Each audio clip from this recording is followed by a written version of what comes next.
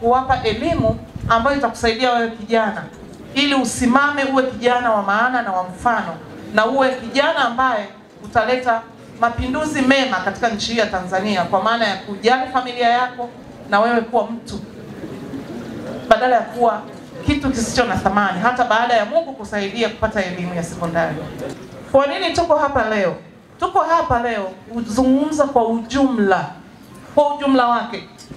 Ni kwa jinsi gani jamii ya watoto wa kike au vijana wa kike na wa kiume wanaweza kuraise pamoja na kuwa watu wa thamani, wanaweza kuchangia kwenye maendeleo ya nchi hii kwa umoja wao.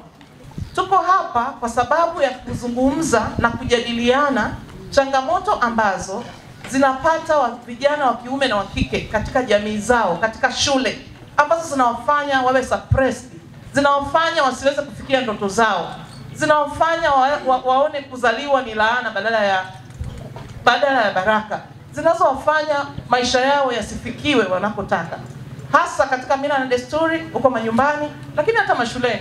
Kuna mambo mengi sana siku hizi yanaendelea ambayo yanawafanya vijana wanajisikia wanyonge, wanashindwa kufikia. Wengine wanaacha hata shule kwa sababu tu ya mambo mbalimbali. Ni kwa jinsi gani nyumbani mnaishi kama dada na kaka?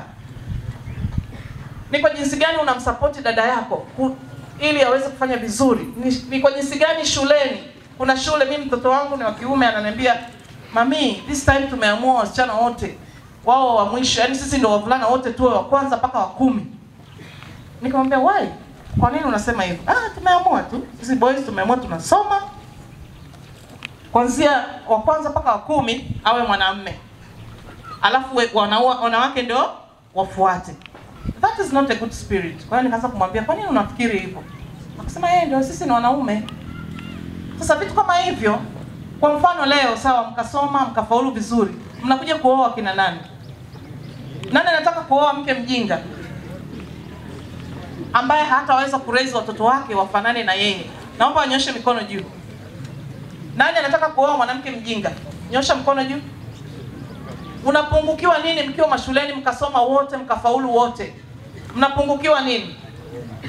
Si hakuna Ni bora uonekane mshamba, lakini baadaye ufanye vizuri na uje kuwa baba bora kwenye familia yako na taifa kwa ujumla.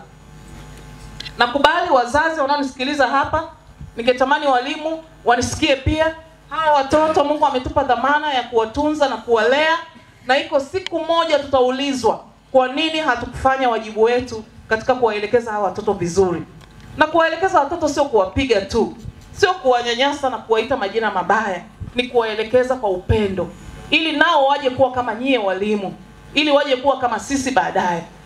Pale ambapo vijana wanahisi wanaonewa, wanakosa creativity, wanakosa ujasiri, wanajikuta kwamba wakija shuleni wanaonekana wao tu ni watu ambao ni wakosefu masaa yote, wanakataa au wanachukia shule badala ya kupenda kuja shuleni. Kwa hiyo sisi wazazi na walimu tuna role kubwa mno ya kufanya vijana waje kuwa watu wa maana baadaye. Tuwasaidie watoto wetu, tuwafundishe kwa upendo ili nao wapende shule. Wapende shule, wajiamini. Vijana siku hizi wajiamini kwa sababu wanakuwa suppressed mno. Sisi tumekuja hapa kuwaambia kwamba nyie ni vichwa na wala sio mkia. Naomba mseme hivyo. Mseme tena. Na hiyo amesema Mungu mwenyewe, sio sisi wanadamu. Mungu amesema nyie ni vichwa. Naomba ukiwa mahali popote ujue kwamba wewe ni kichwa, lakini kichwa sasa amepewa pia majukumu mengi. Hujapewa kichwa tu kunguruma hapo ndani ukafikiri ndio ukichwa. Ukichwa ni responsibility. Sema responsibility. Ukichwa ni nini? Yaani kuwa mwanamume kichwa, maana yake ni kwamba una majukumu mazito ambayo yanaweza kuanza kuanzia ukiwa kijana, kuanzia sasa hivi mpaka utakapooa. Na maisha yako ya kuoa au maisha yako ya familia yanaanza sasa. Unaanza kuyaandaa ukiwa mdogo, kuanzia form 1 na kuendelea, kuanzia miaka 0. Utakapojitambua tu, maisha yako ya familia yanaanzia hapo.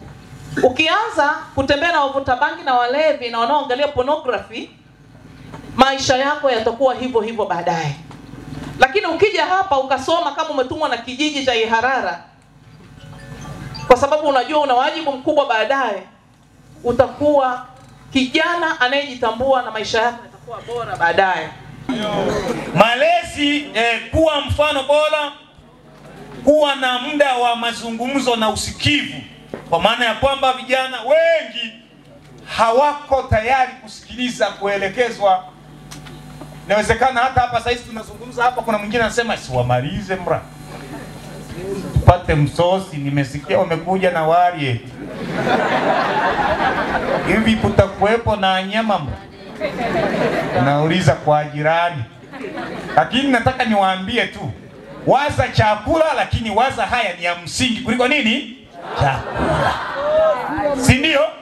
Kula ni muhimu kweli mra, lakini kupata shule ni ya msingi sana. Si ndio? Wanaosema ndio waseme amen.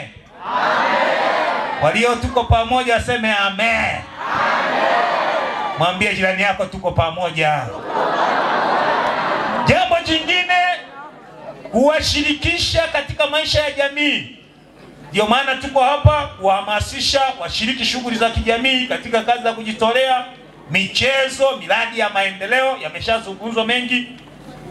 7, kuwajengea ujuzi wa kijamii na kiuchumi. Yaani, nataka nikwambie hivi, umri ulio nao hapa, ukimesa hapa, uko mbeleni ni shughuli. Kwa majina naitwa Dani. Katika siku hii ya leo Gurumetivani mimi nimejifunza vitu vingi. Nimejifunza pia changamoto ambazo anazopitia mtoto wa kiume anapokuwa mtaani. Mfano wa changamoto hizo ni makundilika. Na washauri vijana wenzangu tumrudie Mungu. Pia na washauri shule ni muhimu. Shule inaweza ikasaidia. Shule itakusaidia kupata hata hivyo vitu ambavyo unaving'ang'ania kwa muda huo. Nimepata elimu na shauri wa vijana wenzangu kujikinga na makundi mabaya na kuacha mambo ambayo sio mazuri ili kuweza kuyafikia malengo yetu. Gurumeti tuna cha kuambia, mimi nawashukuru kwa sehemu kubwa sana kwa sababu wametubadilisha. Kuna vitu hivyo tupatia, tutaenda kuambia na ambao sio kwamba ni wanafunzi, tutaenda kuwashauri ili kuepuka na vitu ambavyo sio vizuri ili waweze kuyafikia malengo yao. Kuwepo na usawa kati ya mwanamke na mwanaume. Usawa huo ni pamoja na kusaidiana katika majukumu ya nyumbani na majukumu mengine shuleni, inabidi tusaidizane ili tuweze kufikia malengo yote.